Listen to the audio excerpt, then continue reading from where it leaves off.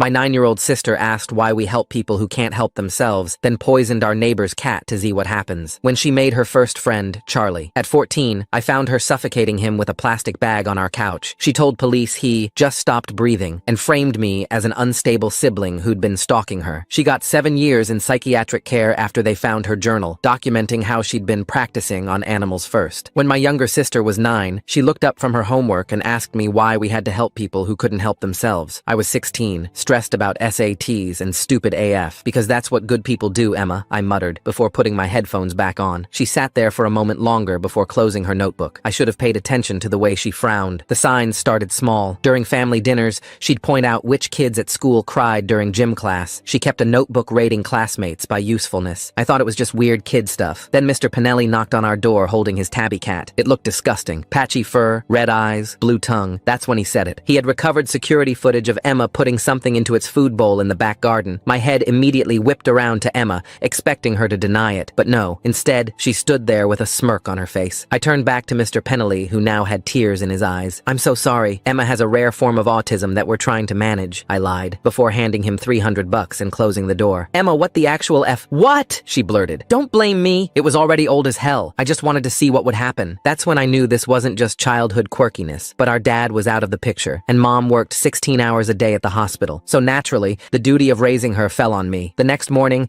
I did the most responsible thing ever. I went on a Barnes & Noble's shopping spree. I must have spent almost $150 on child development books and stayed up all night reading about conduct disorders. I didn't stop until I felt like I had enough information to be the next Mary Poppins. I always thought our first talk would be about puberty and intimacy. But no, it was about empathy and having basic care for others. I thought everything was going well until I finished, because that's when she tilted her head and asked, so if natural selection is real, why do we keep the defective ones around? The word defective made my skin crawl, but I knew I had no choice but to keep going, and keep going I did. I found a therapist who specialized in childhood behavioral issues. I enrolled her in softball, hoping team sports would teach cooperation. I even made her volunteer with me at the animal shelter, while keeping a close eye on her obviously LOL. For months, I got no complaints from teachers. She seemed engaged in therapy. Finally, I could breathe, or so I thought. I was in work one day when I got the call. It was Mrs. Perth, Emma's support group leader. Her voice was shaky. I need to discuss something about Emma. We found our therapy hamster in her backpack, and there were marks on it. Injection marks. And a notebook documenting its stress responses to different stimuli. My stomach dropped. I thanked her for telling me, and hung up so she wouldn't know I was having a panic attack. I wanted so desperately for the situation to fix itself, and luckily, it did. Because that evening when I confronted Emma, she had tears in her eyes. Mrs. Perth has been targeting me since day one. She thinks I'm creepy because I ask questions. Check the hamster. I bet there's no marks. She was right. When I demanded to see the hamster, it was completely fine. No marks. No notebook either. Emma had never lied to me before. Even about the cat, she'd admitted it immediately. So I believed her. I took her out of the group that week. Surely the therapist and softball were enough of a support network, right? And a month later, Emma said something so insane my heart almost burst. I made a friend. A real one, she exclaimed with a huge grin. She showed me a picture of a boy named Charlie. Scrawny, glasses, probably freshman year like her. He's in my school. He's perfect. I mean, he's perfect for me. The way she corrected herself made my chest tight, but her eyes seemed genuine, almost soft. I remembered being 14, how intense first crushes felt. Maybe this was what she needed, a real connection. I met Charlie that Friday when Emma invited him over. He was everything I'd pictured. Quiet, anxious, picked at his food. But he smiled when Emma talked. After pasta, I told them they could hang out in the living room while I cleaned up. I wanted to give them space, but keep them in sight. I was scrubbing dishes when I heard a thud, then silence. The type of silence that only happens when something's wrong. I found them by the couch. Emma had a plastic bag wrapped around Charlie's head, her full weight on his chest. His face was dark red, eyes wide and unfocused, legs barely twitching. I shoved her off, but his body was limp. No breath, no pulse. I tried CPR while screaming at Emma to call 911. She just stood there, calm. He didn't even try to push me off, she laughed. I knew he wouldn't. That's why I picked him. My hands shook uncontrollably as I dialed. The dispatcher answered on the second ring. I forced words through my constricted throat while Emma walked to the kitchen sink and washed her hands methodically. She dried them on the dish towel, then returned to stand beside me, tilting her head at Charlie's motionless form. The dispatcher kept asking questions. I gave our address 3 times before she understood through my gasping. Emma reached down and smoothed Charlie's hair, adjusting his glasses so they sat straight on his still face. Her movements were gentle, almost tender. She glanced at me with those calculating eyes. She moved Charlie's arm so it draped more naturally across his chest. Then she positioned his legs straight, parallel to each other. Her efficiency made my skin crawl. When she grabbed a throw pillow from the couch and placed it under his head, I nearly vomited. She was staging him. The sirens grew louder. Emma sat cross-legged beside Charlie, taking his hand in both of hers. She began rocking slightly, practicing different expressions in the reflection of the TV screen. First confusion, then shock, finally settling on devastation. By the time the paramedics burst through our front door, she had tears streaming down her face. 2 paramedics rushed to Charlie while a third guided me away. I couldn't stop the CPR motions, even though my arms screamed in protest. They had to physically pull me back. Emma stayed by Charlie's side, explaining in a trembling voice how we were watching a movie, and he just stopped breathing. Her voice cracked perfectly on the word breathing. I watched her unconsciously mirror Charlie's final expression while she spoke to them. The slight parting of lips, the unfocused eyes. She caught herself and shifted back to practiced grief. The lead paramedic worked on Charlie for several minutes before making the call. Time of death, 7:43 p.m. Police arrived as they were covering Charlie's body. 2 officers, one older with gray temples, one younger who kept touching his holster nervously. They separated us immediately. Emma in the living room with the younger officer, me in the kitchen with the veteran. The older officer asked me to start from the beginning. I explained Emma inviting Charlie over, making dinner, letting them hang out. My voice stayed remarkably steady until I described finding them. Then the words tumbled out in a rush. The bag, her weight on him, what she said about picking him. He wrote everything down, but his expression remained neutral. Through the doorway, I could see Emma gesturing animatedly to the younger officer, wiping tears, pointing at the couch where they'd been sitting. She pulled out her phone, showing him something. Pictures from earlier, I realized. Evidence of a normal, happy evening. The officer asked if our parents were home. I explained about Mom's shift at the hospital. He requested her number. While he stepped away to call, I strained to hear Emma's conversation. She was describing how Charlie had been tired lately, how he'd mentioned feeling dizzy earlier, lies wrapped in enough truth to sound believable. My phone buzzed. Emma had already started texting our extended family. Something terrible happened. Charlie stopped breathing. I'm so scared. The messages kept coming. To our aunts, our grandmother, Mom's best friend, each one painting her as the traumatized victim before anyone could hear my version. The officer returned, informing me that Mom was on her way. He said they'd need to wait for her before formally questioning Emma since she was a minor, but I was 18, so we could continue. He asked about Emma's mental health history. I hesitated, mentioning the therapy, the support group incident, the cat. It would help my case, but it would also make me look like I'd been negligent, letting her be alone with Charlie despite knowing her issues. Before I could decide, Mom burst through the door still in her scrubs. She took one look at the covered form on our living room floor, and her legs buckled. Emma flew into her arms, sobbing about how scared she was, how Charlie just stopped breathing, how I went crazy trying to save him, but it was too late. Mom held her, looking at me over Emma's shoulder. Her eyes held a question I couldn't answer. Not with Emma right there, not with the police watching. Emma turned her face into Mom's shoulder, but I caught the slight upturn of her lips. Behind Mom's back, her fingers moved. Natural. Selection. She mouthed the words silently. The younger officer suggested Mom take Emma to the hospital to be checked for shock. As they gathered their things, Emma clung to Mom, whimpering about seeing Charlie's face, how pale he looked, how she tried to help but didn't know what to do. Mom stroked her hair, murmuring comfort, already deep in protective mother mode. They left me there with the older officer and the crime scene team that had arrived. I gave my statement 2 more times. Each retelling felt more surreal. The officer asked about security cameras. I remembered my laptop in the living room, the one I used for remote work. It had motion detection software running. I moved toward it, but the officer stopped me. Evidence, he said. They'd need to process it properly. Emma must have noticed it too, because she'd already started her preemptive strike. As the crime scene photographer worked, I heard her voice from outside, telling arriving family members about my obsession with monitoring her, how I had cameras recording her every move. Charlie's parents arrived in a rush of demands and tears. His mother collapsed when she saw the covered form. His father kept asking what happened, how this was possible, why nobody called them sooner. I tried to approach, but the officer held me back. This was an active scene, he reminded me. In the chaos, our grandmother arrived for her weekly Friday dinner, unaware of the situation. She saw the police cars and paramedics and immediately clutched her chest. Someone called for her heart medication. Her pills were in her purse, but her purse was in her car, and her car was blocked by the ambulance. The simple task became a complex production. While everyone scrambled to help our grandmother, Emma took charge of Charlie's parents. I watched her approach them with hesitant steps, wringing her hands. She spoke softly, telling them how Charlie was her first real friend, how kind he'd been to her, how she couldn't understand what happened. His mother, desperate for any connection to her son's last moments, pulled Emma into a fierce hug. The cat started yowling from somewhere. In the chaos, nobody had fed it. It was Mr. Pinelli's replacement cat, the one he'd gotten after Emma poisoned the first one. He'd asked us to feed it while he was away for the weekend. Another responsibility in a night full of them. The officer said I couldn't leave the scene yet. Emma volunteered to handle it. She extracted herself from Charlie's mother's embrace with gentle touches and promises to share photos of Charlie from earlier. As she walked past me toward the back door, she paused. Her expression was perfectly crafted concern, but her eyes held that familiar coldness. She returned minutes later later, shaking her head sadly. The cat had somehow gotten out, she reported. Must have been all the people coming and going. She'd put food out and hoped it would come back. Another lie, probably. Another small cruelty in a night full of them. Mom's friend Catherine arrived to pick up her daughter, who was supposed to sleep over. She took in the scene: police, paramedics, our grandmother being tended to, Charlie's parents sobbing, and immediately focused on me. I must have looked as destroyed as I felt because she pulled me aside, rubbing my back. She mentioned how strong I'd been since Dad left, how much I'd taken on with Emma, but everyone had breaking points, she said gently. The comparison to my breakdown after Dad's abandonment stung. That's how I looked to her, not like someone whose sister had just murdered a boy, but like someone having another mental health crisis. My laptop sat on the coffee table, its camera facing the couch where everything had happened. The motion detection software would have caught it all. Emma's attack, Charlie's struggle, her confession. But when I mentioned it to the officer, Emma piped up immediately. She'd noticed me recording her and Charlie earlier, she said, watching them through the camera while I was in the kitchen. It made her uncomfortable, but she didn't want to embarrass me in front of her friend. The implication was clear. I wasn't preserving evidence. I was a creepy older sibling who'd been spying on my sister's innocent date. The younger officer made a note. When I protested, tried to explain about the security software, I sounded defensive. Guilty. The crime scene team bagged my laptop. They'd analyze it, the officer assured me. But Emma had already poisoned the well. Whatever they found would be viewed through her lens. Obsessive sibling monitoring sister's every move, possibly even recording minors without consent. My phone kept buzzing. Emma's initial texts had done their work. Family members asking if she was okay, if she needed anything. How horrible this must be for her. A few asked about me, but only in the context of whether I was supporting Emma through this trauma. She'd established the narrative before I could say a word. I tried to text Mrs. Perth about the hamster incident. Maybe if she knew what happened, she'd come forward about what she'd really seen. But my frantic messages probably looked exactly like what Emma was claiming. Harassment, instability, desperate attempts to shift blame. I deleted them before hitting send, but the damage was done in my mind. The house filled with more people. Charlie's extended family, our aunts and uncles, Mom's co-workers who'd heard the news. Each arrival gave Emma another audience for her performance. She cycled through grief, shock, and fear with practiced precision. Sometimes she'd catch my eye mid-sob, and I'd see that flicker of satisfaction. Child Protective Services arrived around 10 p.m. They needed to assess the situation, ensure Emma was safe. The irony almost made me laugh. They asked for her medical history, her therapy records, any relevant documentation. Mom was too sedated from shock to provide coherent answers. The information would have to wait until morning. I sat in our kitchen as they processed our living room. Through the window, I could see neighbors gathering outside, whispering among themselves. Tomorrow, it would be on the neighborhood Facebook page, the Nextdoor app. Every local gossip chain would have their version of events, and none of them would include the truth. Emma found moments to twist the knife. When she brought Charlie's mother water, she made sure to mention how Charlie had been teaching her to play Minecraft, how they'd been planning to start a server together. She showed his parents their Discord conversations on her phone, innocent messages about homework and games, carefully curated to show a sweet friendship. What she didn't show were the messages I knew must exist, the ones where she'd been testing him, pushing boundaries, seeing how much control she had, but I had no proof. Just the certainty that Emma never did anything without calculation. The medical examiner arrived to take Charlie's body. As they wheeled him out, Emma broke down again. This time she collapsed completely, hyperventilating about seeing him leave, how final it was. The paramedics checked her vitals, suggested she go to the hospital for evaluation. Mom agreed immediately. Before they left, Emma hugged our grandmother, whispering something that made the older woman pat her head sympathetically. She hugged each of our aunts, Charlie's parents, even the officers, building her network of support and sympathy with each embrace. When she reached me, she hesitated. The room watched, waiting to see if the traumatized girl would embrace her older sibling. She stepped forward slowly, uncertainly. When she wrapped her arms around me, she felt small, fragile. To everyone watching, it looked like a scared child seeking comfort. Only I felt her fingers dig into my back. Only I heard her whisper. She pulled back with tears in her eyes, touching my face gently before returning to Mom's side. The perfect victim, the grieving friend, the scared little girl who'd just lost someone special. She'd won this round before I'd even understood we were playing. As they prepared to leave for the hospital, the older officer informed me I'd need to come to the station tomorrow to give a formal statement. They'd have more questions. The laptop would be analyzed. The scene would be processed. Everything would be done properly, he assured me. But I knew it wouldn't matter. Emma had already written the story. Unstable older sibling, recently traumatized by father's abandonment, possibly having another breakdown, obsessive monitoring of innocent younger sister, paranoid accusations during a tragic accident. She'd given them a narrative that was easier to believe than the truth. The house emptied slowly. Charlie's parents were the last to leave, his mother clutching the photo Emma had given her, a selfie of Emma and Charlie from earlier that evening, both smiling at the camera, happy, normal, the last image of their son alive, courtesy of his killer. I stood in our empty living room, staring at the spot where Charlie had died. The carpet showed no signs of violence. evidence. No evidence of the horror that had happened there. Just like with the cat, just like with the hamster. Emma knew how to hide her tracks, how to make truth look like lies, and lies look like truth. My phone buzzed one last time. A text from Emma. "Thank you for trying to save him. I know you did everything you could. I love you." Attached was a photo, her at the hospital, looking small and broken in the emergency room bed, Mom holding her hand. The perfect ending to her first act. But I knew there would be more. This was just the beginning of Emma's performance, and I was the only one who could see the strings. The question was whether anyone would believe me, or if Emma had already won. Tomorrow would bring formal statements, investigations, questions. But tonight, Emma controlled the narrative, and I stood alone in a house that still smelled faintly of pasta and death, knowing that my sister had murdered a boy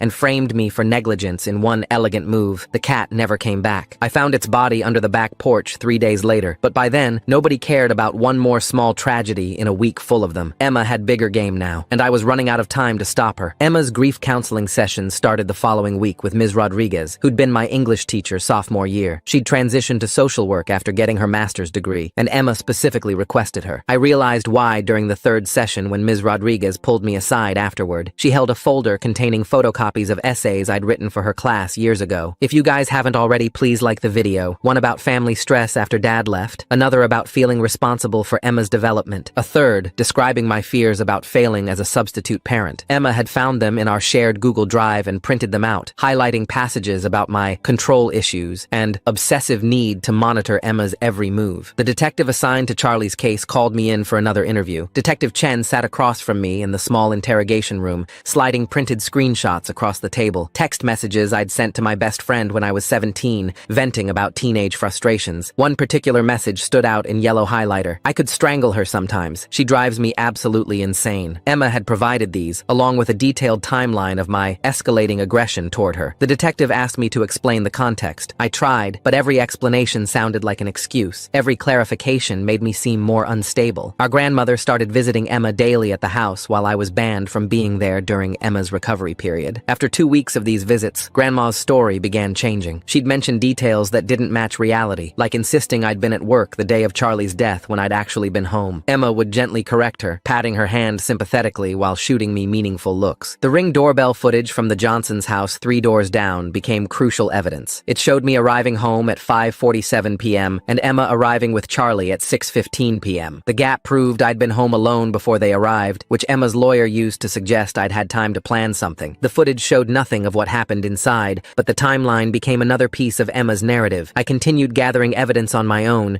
screenshotting Charlie's social media posts before his family could memorialize the accounts. His last public post, made 3 hours before his death, showed excitement about spending time with Emma. But I also found older posts where he'd mentioned feeling overwhelmed by her intensity, quickly deleted comments about her being a bit much sometimes. Emma's softball coach posted on Facebook about the team's upcoming memorial game for Charlie. In the comments, she mentioned how sad it was that Emma had quit the team 2 weeks before Charlie's death due to family stress at home. This contradicted Emma's timeline of events, where she claimed to have been at practice the day before Charlie died. I screenshot everything, but when I tried to present it to Detective Chen, he warned me about interfering with an active investigation. My former therapist, Dr. Martinez, received a subpoena for my records. Emma's lawyer wanted documentation of any statements I'd made about sibling violence or family dysfunction. The therapy I'd sought after Dad left to deal with my anxiety was now being weaponized against me. Charlie's memorial service took place 2 weeks after his death. I attended despite Mom asking me not to, sitting in the back row. Emma delivered a eulogy that had the entire congregation in tears, speaking about Charlie's kindness and how he'd been teaching her to see the good in everyone. Halfway through, I noticed my phone in my jacket pocket was recording. I hadn't started it. When I tried to stop it, Emma's eyes found mine across the church. She'd seen me fumbling with the phone and incorporated it into her speech, mentioning how some people couldn't even respect Charlie's memory without trying to create drama. The police required me to attend supervised visits at the station to provide additional statements. These sessions meant sitting in the same building where Emma was also being interviewed, passing her in hallways, seeing her smirk when no one else was looking. During one visit, she made sure to walk past the window of the room where I was waiting, holding up her phone to show Charlie's photos as her new wallpaper. When Charlie's mother saw it later that day at the station, Emma broke down about how it helped her feel close to him. Mom's co-worker Janet, who'd been supportive initially, suddenly became distant. Her husband worked in hospital administration and had heard rumors about an anonymous complaint regarding missing medication from Mom's floor. The implication was clear. Supporting our family could have professional consequences. Janet apologized privately, but said she couldn't risk her job with 3 kids to put through college. Emma's lawyer contacted contacted me with a plea offer. If I agreed to provide context about my negative influence on Emma's development, she might plead to involuntary manslaughter instead of fighting the charges. My refusal was immediately reframed in court documents as preferring to see my sister get life in prison rather than taking any responsibility for the family dysfunction that contributed to the tragedy. The autopsy results revealed something I hadn't known. Charlie hadn't died from strangulation as I'd assumed. The cause of death was suffocation, and the bruise pattern on his neck came from his own hands, trying to pull the plastic bag off. This detail made Emma's claim that he just stopped breathing even more sinister, but it also meant my initial statement about what I'd seen was technically incorrect, which Emma's lawyer used to question my reliability as a witness. Both Emma and I discovered Charlie had been making TikTok videos about dealing with toxic friendships, saved in his drafts. But when investigators accessed his account, the videos had been edited. What I thought was evidence of Emma's concerning behavior turned out to be part of Charlie's video project about reformed bullies and giving people second chances. Emma had somehow accessed his account and modified the content before anyone else could see the originals. Mom faced an impossible choice. The Department of Children and Families informed her that if she continued to believe I was a danger to Emma, she could maintain custody. But if she supported my version of events, Emma would likely be removed from the home. The night she made her decision, she called me crying. She couldn't lose both of us, she said. She chose to keep the child she could save. Being banned from my childhood home meant losing access to potential evidence. I started reaching out to parents of Emma's classmates, trying to gather information about her behavior at school. Most were polite but distant, clearly uncomfortable with my questions. A few mentioned their children had said Emma was different since Charlie's death, but none would provide written statements. I ran into Emma's lawyer's assistant, Melissa, at a coffee shop near the courthouse. She was on the phone, complaining about her workload. I overheard her mention that Emma's psychiatric evaluation was scheduled for the next morning. This information helped me time my own evidence submission to coincide with the evaluation, hoping the psychiatrist would see the pattern of behavior I'd documented. Before Emma realized I still had access to our shared family Google Photos account, I downloaded everything. Years of photos showing her progression from a curious child to someone who studied people like specimens. Pictures from family gatherings where she stood apart, observing rather than participating. Screenshots of her various notebooks and lists, including one titled Emotional Response Catalog, with detailed notes about how different people reacted to various stimuli. Charlie's divorced father emerged from his grief with anger. He wanted to sue our family for wrongful death, adding another layer of legal complexity. Fighting both criminal and civil cases simultaneously meant I missed my own psychiatric evaluation appointment, which the court had ordered as part of the family assessment. My absence was noted as non-compliance with treatment recommendations. My credit cards maxed out from hiring a private investigator to look into Emma's activities at school. Meanwhile, Emma used Mom's Amazon account to order books about grief, trauma, and healing, making sure the delivery drivers saw her reading them on the front porch. The performance never stopped. A confrontation at Charlie's favorite boba shop turned public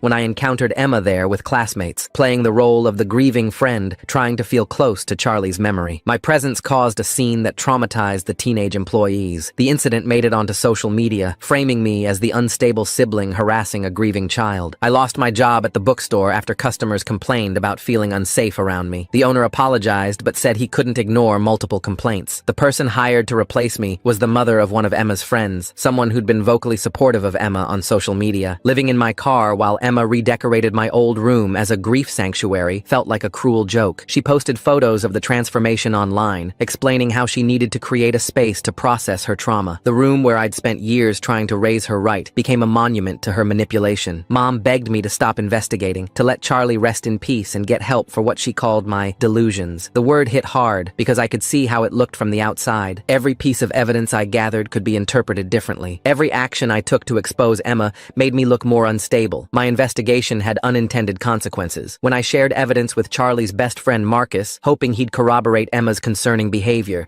his parents discovered our communication. They complained to the school, and Marcus was suspended for sharing harmful content about a fellow student. The stress of the suspension and potential legal ramifications caused Marcus's parents to separate. Knowing my investigation was traumatizing, Charlie's friend group weighed on me, but stopping meant letting Emma win. I pushed forward, even as more families asked me to leave their children alone. The harm I was causing in pursuit of justice became another weapon Emma could use against me. My last supporter, Mrs. Chen, who'd taught both Emma and me in elementary school, asked to meet with me. Over coffee, she gently suggested that Emma might just be a broken child dealing with trauma in unhealthy ways. When I tried to explain the pattern of behavior going back years, she looked at me with such pity that I couldn't continue. How could I explain Emma's calculated cruelty without sounding cruel myself? In a moment of desperation, I publicly admitted to failing Emma by not getting her help sooner. I thought taking responsibility might make people more willing to listen to my concerns. Instead, it undermined my credibility further. Emma's lawyer filed court documents citing my admission as evidence of my guilt and negligence. Going through old messages, I found texts from Charlie sent weeks before his death, casual mentions of Emma being weird or intense that I'd dismissed as teenage drama. One message in particular haunted me. Emma's acting strange lately. She keeps asking hypothetical questions about trust and loyalty. Should I be worried? I'd responded that Emma was just socially awkward and he should be patient with her. Emma's lawyer used my own evidence against me, filing a motion to try Emma as a juvenile rather than an adult. The motion argued that my systematic harassment and persecution of Emma proved the family dysfunction that contributed to Charlie's death. Every piece of evidence I'd gathered became proof of my obsession rather than Emma's guilt. Understanding Emma's motivation required admitting uncomfortable truths. She'd felt abandoned when Dad left, and I'd been too caught up in my own pain to see hers. Her questions about helping people who couldn't help themselves had been a genuine attempt to understand why Dad hadn't stayed to help us. But somewhere along the way, that abandonment had twisted into something darker, a need to matter completely to someone, even if it meant destroying them. To access Emma's early therapy records, I had to break into Mom's home office while she was at work. I'd promised her when Dad left that I'd never violate her trust. Breaking that promise felt like crossing a line I couldn't uncross. But in those records, I found documentation of Emma's early signs of conduct disorder that predated Dad's leaving. Fighting Emma required becoming calculating and cold, everything she'd accused me of being. I had to think 3 steps ahead, anticipate her moves, use people's emotions against them. I hated who I was becoming, but it was the only way to hit her at her own game. I manipulated the trust of Emma's only remaining friend, Sarah, to access Emma's current journal. Sarah thought she was helping me understand Emma's grief. The betrayal of using an innocent girl's compassion felt like poison in my veins, but the journal contained crucial evidence about Emma's premeditation. Small victories felt hollow. When I proved Emma had lied about her whereabouts the week before Charlie's death, it didn't bring satisfaction, especially when Emma broke down in court about how much she missed Charlie, and I found myself crying too. We stood at his locker after the hearing, both of us grieving in our own twisted ways, her for the loss of her experiment, me for the boy I'd failed to save. Emma's counter-accusation gained traction among those who couldn't reconcile the sweet girl they knew with the monster I described. She claimed I'd groomed her into violence through years of true crime documentaries and discussions about abnormal psychology. The fact that I'd bought those books about conduct disorders became evidence of my obsession with making Emma into something she wasn't. Everything hinged on Mrs. Perth agreeing to testify about the hamster incident. She'd moved out of state after leaving the support group, and tracking her down took weeks. When I finally reached her, she was reluctant. Her husband had taken a job with a company that contracted with the hospital where Mom worked. Testifying could jeopardize his position. I used my past relationship with one of Emma's classmates, a boy I'd tutored in math, to pressure his mother into providing information. When she refused, I reminded her how I'd helped her son for free when they couldn't afford a tutor. The look of disgust on her face when she realized I was leveraging past kindness made me sick. Her son later asked me why I wouldn't help Emma the way I'd helped him. Mom's hospital colleagues chose sides based on shift politics and union dynamics rather than truth. The night shift supported Mom and Emma, while day shift workers who'd known me longer quietly expressed doubts. But expressing doubts and testifying were different things. Most chose silence. The prosecutor explained that without physical evidence, convicting a 14-year-old would be nearly impossible. Juries sympathized with children, especially those who appeared vulnerable and remorseful like Emma. Character evidence and circumstances weren't enough. We needed proof of premeditation that couldn't be explained away. Charlie's mother became my strongest ally, using her grief support group connections to find others who'd noticed Emma's concerning behavior. She reached out to Charlie's youth pastor, his teachers, his gaming friends. She called in every favor, pushed every connection, driven by a mother's need for justice. One support group member had security camera footage from a nearby park where Emma and Charlie had met several times. The footage quality was poor, but it showed Emma practicing something with a plastic bag weeks before Charlie's death. The woman who provided it couldn't testify due to her immigration status, but the footage was something. The footage revealed something heartbreaking. Charlie had known Emma was dangerous. In one video, he could be seen stepping back when she moved too close, keeping physical distance while still engaging with her. He'd been documenting her behavior in his own way, taking screenshots of concerning messages, saving voice recordings of their conversations. He'd known and come anyway, thinking he could help her. Charlie's hidden phone backup, stored in a cloud account his parents didn't know about, contained the evidence we needed. Weeks of messages where Emma had tested boundaries, asked increasingly disturbing questions, and expressed frustration when Charlie showed empathy for others. But it also showed Charlie's responses, patient, kind, desperately trying to guide her toward normal human connection. The backup revealed Charlie's final days spent in fear, but determined to save Emma from herself. His last journal entry, written the morning he died, said he believed everyone deserved a chance at redemption. He thought if he could just show Emma what real friendship looked like, she might change. He'd chosen to risk himself for someone he saw as lost rather than evil. Realizing Charlie's true intentions changed my approach. He hadn't been a naive victim, but a knowing sacrifice. He died trying to save my sister, and honoring his memory meant fighting not just for punishment, but for the treatment he'd believed Emma needed. Emma's overconfidence finally created the opening we needed. In her court-ordered therapy journal, she wrote about her practice sessions with the hamster and cat, describing them as necessary steps in understanding mortality. She'd been so certain the journal was confidential that she'd admitted to years of preparation. Her therapist was legally required to submit it as evidence of potential harm to others. When I presented the evidence in court, I felt no satisfaction. Emma realized she'd been recorded and documented far more than she'd known. The moment she understood she'd lost control of the narrative, her mask slipped. For just a second, everyone in the courtroom saw what I'd always seen, the calculating coldness behind the performance. The pattern became undeniable. The hamster, the cat, then Charlie. Each death more sophisticated than the last. Each victim chosen for specific qualities. The hamster for its vulnerability, the cat for its trust, Charlie for his empathy. Emma had been practicing not just unaliving, but the performance that came after. Both sides prepared for the final juvenile court hearing. Emma's lawyer argued for mental health treatment rather than incarceration. My lawyer pushed for the maximum sentence allowed for a juvenile. The community divided sharply, with some calling for compassion for a troubled child and others demanding justice for Charlie. The courtroom packed with classmates, teachers, and both families forced to sit in proximity. The seating chart itself showed the community's division. Emma's supporters on one side, Charlie's on the other, with a few uncertain souls in the middle. I sat directly behind the prosecutor, where Emma could see me throughout the proceedings. During a break in testimony, I noticed Emma unconsciously rubbing her thumb and finger together, the same motion used to hold a plastic bag closed. She caught me watching and immediately stopped, but I'd seen other tells throughout the trial. The way she tilted her head when lying, the slight smile when she thought she'd scored a point. The jury hadn't noticed these details, focused instead on her tears and trembling voice. Truth emerged through careful presentation of evidence. Charlie's journal entries, Emma's therapy admissions, the security footage, text messages showing escalation. Each piece built on the last, creating a picture that even Emma's performance couldn't obscure. Mrs. Perth finally agreed to testify despite her husband's job concerns. She sat in the witness chair, clutching a cross necklace, and told the court she'd prayed about her decision. She couldn't lie about a dead child, she said. She described finding the hamster in Emma's backpack, the injection marks, the detailed notes about its stress responses. Just interjecting here, this is requested reads. Please subscribe for more content like this. Emma's lawyer tried to discredit her, but her quiet dignity and obvious reluctance to testify made her credible. The security footage from the park proved pivotal. Frame-by-frame analysis showed Emma practicing with plastic bags weeks before Charlie's death. She'd timed herself, adjusted her grip, tested different approaches. The prosecutor presented it methodically, letting the images speak for themselves. Emma's lawyer objected repeatedly, but the judge allowed it. Charlie's journal entries painted an increasingly disturbing picture. He'd documented Emma's questions about death, her fascination with control, her tests of his loyalty. One entry from 3 days before his death described how she'd asked him to hold his breath until he passed out to prove he trusted her. He'd refused, noting her disappointment. The tech teacher who authenticated Charlie's phone backup testified reluctantly. He confirmed the metadata showed no tampering, though he emphasized the collection method raised privacy concerns. Emma's lawyer seized on this, but the judge ruled the evidence admissible given the circumstances. During Emma's psychiatric evaluation results presentation, the court-appointed psychologist detailed severe attachment disorder stemming from Dad's abandonment. She explained how Emma's inability to form healthy connections had morphed into a need for absolute control. The evaluation revealed Emma genuinely believed relationships required complete submission, viewing Charlie's death as his failure to prove devotion. Emma's therapy journal became the prosecution's strongest evidence. Page after page documented her experiments with the hamster and cat, clinical observations about their stress responses, detailed plans for escalating to human subjects. She'd written about selecting Charlie specifically because of his empathy and eagerness to help others. The journal's most damning entry came from the week before Charlie's death. Emma had written about her frustration with his boundaries, how he kept refusing her tests, how she needed to find a way to make him understand what real trust meant. She'd drawn diagrams of the living room, marking camera angles and blind spots. When confronted with her own handwriting, Emma's composure cracked. She began rocking in her chair, insisting the journal entries were fiction, creative writing exercises for dealing with grief. But the dates preceded Charlie's death by months. The prosecutor highlighted entries from over a year ago describing her first experiments. Mrs. Perth's testimony proved devastating to Emma's defense. She described finding the hamster in Emma's backpack with clear injection marks, notebooks, the detailed observation notes, Emma's lack of remorse when confronted. She explained how she'd initially doubted herself when the hamster appeared fine later, but now understood Emma must have substituted a healthy hamster. Emma's lawyer attempted damage control by arguing these were the actions of a disturbed child crying out for help. He presented Emma's academic achievements, her volunteer work, testimonials from teachers who'd never seen concerning behavior, but the evidence had shifted the narrative beyond recovery. Charlie's mother took the stand to deliver her victim impact statement. She described her son's compassion, his belief in redemption, his determination to help Emma despite his growing fear. She read from Charlie's final journal entry about choosing love over self-preservation. The courtroom fell silent as she explained she wanted Emma to receive treatment, honoring what Charlie would have wanted. The judge ordered a recess before final arguments. In the hallway, Emma approached me while her lawyer was distracted. She tilted her head in that familiar way, studying my exhausted face. Her fingers moved subtly, spelling out words only I could see. Natural, selection, failed, test. Then she smiled and returned to her lawyer's side. During closing arguments, the prosecutor laid out the pattern of escalation, the premeditation, the calculated performance after Charlie's death. He emphasized that mental illness might explain but couldn't excuse unaliving. Emma needed secure treatment, not freedom to find new victims. Emma's lawyer made an impassioned plea for rehabilitation over punishment. He argued that Emma's actions stemmed from untreated trauma and abandonment. With proper treatment in a therapeutic facility, she could learn healthy relationships. Sending her to juvenile detention would only create a more dangerous adult. The judge took 3 days to deliberate. When we reconvened, the courtroom packed again with the same divided community. Emma sat perfectly still, hands folded, playing the part of the remorseful child one last time. But I caught her checking the exits, calculating distances. The verdict came down carefully balanced. The judge found sufficient evidence of premeditation, but acknowledged Emma's age and mental health issues. She sentenced Emma to secure psychiatric treatment until age 21, with regular evaluations for potential release. If treatment proved unsuccessful, she'd be transferred to adult facilities. Emma's reaction was subtle but telling. No tears, no breakdown, just a slight nod, as if the outcome matched her calculations. She turned to look at Mom, who sat crying quietly, and mouthed something that might have been sorry or might have been weak. The community's response split predictably. Charlie's supporters felt justice had been served, while Emma's defenders saw a child failed by the system. Graffiti appeared on our house within days. Some called us monsters, others victims. Mom had to take leave from work as the hospital dealt with the controversy. I met with Charlie's parents one final time before they moved away. They'd decided to start fresh somewhere without memories on every corner. Charlie's mother hugged me, whispering that she didn't blame me for Emma's actions. His father remained distant but civil. They were establishing a scholarship in Charlie's name for students studying psychology. Mom and I attempted reconciliation over stilted dinners at neutral restaurants. She'd aged years in months, her hair more gray than brown now. We talked about everything except Emma, the elephant always in the room. She mentioned considering selling the house but couldn't imagine starting over. The restraining order paperwork arrived 2 weeks after sentencing. When Emma turned 21, I'd need protection. The lawyer explained it was standard procedure for cases involving juvenile facilities. Sign here, initial there, except that my sister would always be a threat lurking in the future. My job search proved frustrating. Background checks revealed the case, and even sympathetic employers hesitated. The bookstore owner offered to write a recommendation, but we both knew my name was poison in our small town. I'd need to move, start fresh like Charlie's parents. Sarah, Emma's former friend, reached out through Instagram. She apologized for giving me Emma's journal, said she felt guilty for betraying Emma's trust, even knowing what Emma had done. I told her she'd helped save lives, but she blocked me immediately after. Another bridge burned in pursuit of justice. Mom's house stood empty most days while she worked longer shifts. I'd drive by sometimes, seeing Emma's bedroom window dark. The room she'd turned into her grief sanctuary now held evidence boxes and legal documents. Mom couldn't bring herself to change it back or clear it out. 6 months after the verdict, I received a letter forwarded through Emma's facility. Her handwriting hadn't changed, still precise and controlled. She wrote about her treatment progress, the skills she was learning, how she understood now that what she did was wrong. The therapist probably required the letter, but the last line was pure Emma. I'm becoming exactly who they want me to be. I burned the letter in the kitchen sink, watching her words turn to ash. Mom found me there an hour later, still staring at the charred remains. She didn't ask what I'd burned. We both knew Emma would always find ways to reach out, to remind us she was still there, still calculating. The scholarship committee invited me to Charlie's Memorial Fund first event. I declined, knowing my presence would overshadow Charlie's memory. His parents sent photos anyway, bright young faces eager to understand human psychology, to help troubled children. Charlie would have loved it. Moving day came with little fanfare. A studio apartment 3 states away, a customer service job that didn't require background checks, a chance to be anonymous. Mom helped me pack, both of us pretending this wasn't goodbye. We'd text, call, visit for holidays, but we both knew Emma stood between us even locked away. My new neighbors knew nothing about Emma or Charlie. To them, I was just another 20-something starting over. The relief of anonymity felt like breathing again. No suspicious looks, no whispered conversations, no social media posts about the murderer's sibling. 3 years passed in careful peace. I built a quiet life, made surface-level friends, avoided anything that might reveal my past. Then the call came. Emma had made remarkable progress. The facility was recommending supervised release at 19 instead of 21. The board wanted family input. I submitted my statement opposing release without appearing in person. 2 weeks later, the board approved Emma's supervised transition to a group home. The restraining order meant she couldn't contact me, but I knew she'd find ways to track my life. Emma always found ways. Mom texted that Emma seemed different, genuinely changed. Therapy had given her tools to manage her impulses. She was studying for her GED, planning to pursue social work to help other troubled teens. Mom wanted to believe in redemption. I wanted to believe Charlie hadn't died for nothing. The news about Mr. Pinelli's new cat reached me through old neighborhood Facebook posts. Found dead in his garden, no clear cause. Could have been anything. Cats died naturally all the time. But the timing, just weeks after Emma's release, felt like a message only I would understand. I changed apartments again, updated security measures, varied my routines, maybe paranoid, maybe prudent. The restraining order was just paper. Emma had learned to play the system, to show them exactly what they wanted to see. She'd always been patient, calculating, willing to wait for the perfect moment. Life continued in this vigilant peace. Work, home, careful normalcy. I dated occasionally but never seriously, unable to explain the weight I carried. Friends remained distant acquaintances. Every unexpected knock, every unknown number, every figure that looked too long brought momentary panic. 5 years after Charlie's death, I stood at his grave for the first time since the funeral. Fresh flowers lay there already, a small card tucked beneath. I didn't need to read it to know who'd left them. Emma had always known how to send messages. I left my own flowers and drove away, checking mirrors more than necessary. The scholarship recipients thrived, going on to careers in psychology, social work, victim advocacy. Charlie's legacy lived through them, his belief in redemption creating ripples of positive change. Sometimes I wondered if Emma followed their progress too, studying what Charlie had wanted her to become. Mom retired early, moving to a coastal town where no one knew our history. We met for lunch when I could manage it, conversation still dancing around the permanent wound between us. She showed me photos of Emma's supervised activities, her volunteer work, her apparent transformation. I smiled and nodded, keeping my doubts silent. The final letter arrived on Charlie's death anniversary, forwarded through 3 addresses, despite the restraining order. Emma's handwriting remained unchanged. She wrote about understanding natural selection differently now, how Charlie had evolved past physical survival to something higher. She was studying his example, learning what he'd tried to teach. She signed it, "Your loving sister, always watching over you." I kept that letter as evidence, just in case. Emma had learned to hide better, to perform more convincingly, to wait longer. But she was still Emma, still testing, still selecting. Charlie's death had taught her patience, not empathy. The system had taught her to mimic recovery, not achieve it. Some nights I dreamed of Charlie, always trying to save someone who couldn't be saved. He'd known the danger and chosen love anyway. His sacrifice had revealed Emma's nature to the world, protecting future victims even as it cost his life. That knowledge brought cold comfort, but comfort nonetheless. I built my life in the shadow of that history, forever vigilant, forever separate. Emma served her time and played her part, but we both knew the truth. She'd evolved into something more dangerous, a predator who understood the system, who could perform redemption while planning her next selection. The restraining order would expire eventually. Emma had always been patient, but I'd evolved too, learned to protect myself, to trust my instincts, to maintain boundaries even when it meant isolation. Charlie's death had taught me that some people couldn't be saved, only contained. Emma was contained for now, performing rehabilitation while I performed normal life. Both of us waiting, watching, knowing this dance would continue until one of us stopped breathing. The scholarship fund grew. Charlie's parents added donations from their new community. Young psychologists entered the field with his story as inspiration, determined to identify and help the next Emma before tragedy struck. His legacy became prevention, education, awareness, everything he'd wanted to give Emma, given instead to those who could receive it. I kept his photo in my wallet, a reminder of the price of misplaced faith and the power of documented truth. Emma might still be out there, might still be planning, but Charlie's evidence had stopped her once. His journal, his backup, his careful documentation had revealed what I alone had seen. In the end, he'd saved me even as I'd failed to save him. Life continued in this careful balance, work, vigilance, surface connections, always watching for signs of Emma's influence. She'd proven that evil could wear a child's face, speak in a sister's voice, hide behind tears and trauma, but she'd also proven that truth, persistently documented and courageously presented, could prevail. Charlie's scholarship recipients graduated, started practices, began identifying troubled children early. Each success felt like Charlie reaching through time, saving kids he'd never meet. Emma might have unalived him, but she couldn't unalive what he represented, the stubborn belief that understanding could prevent tragedy, that